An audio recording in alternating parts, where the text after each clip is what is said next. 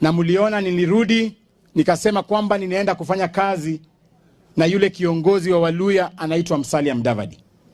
Hiyo sio ishara ati kwamba mimi nimeacha kufanya kazi na Raila. Hapana. Ni kila jamii inarudi kujipanga. Ndio tukiwa strong kama Waluya, support yetu tukishikana na nyinyi na jamii zingine, tunaweza weka Kenya iwe pamoja. So msione ni makosa jamii ya Waluya ikishikana. Mimi leo hii ningependa kuwaambia mandugu zangu kutoka Nyanza ya kwamba mkitaka kuongea na jamii ya Waluya, wako na kiongozi mmoja na amenituma nilete salamu zake. Huyo kiongozi anaitwa Musalia Mudavadi.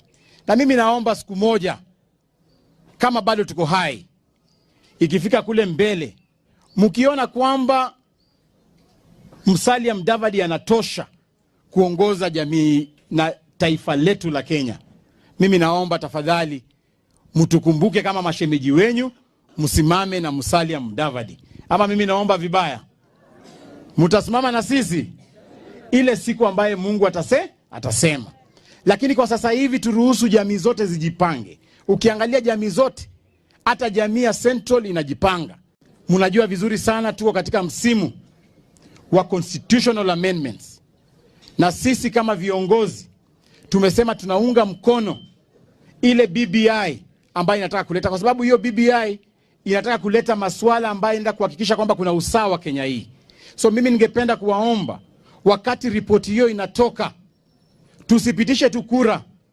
Mnasema tunapitisha tu, na sana sana nyinyi Wajaluo mnasema ati kama Raila amesoma nyinyi wote mmesoma.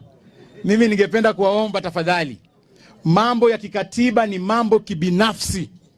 Msome ile document ikikuja. Hiyo BBI document msome, na we make independent decisions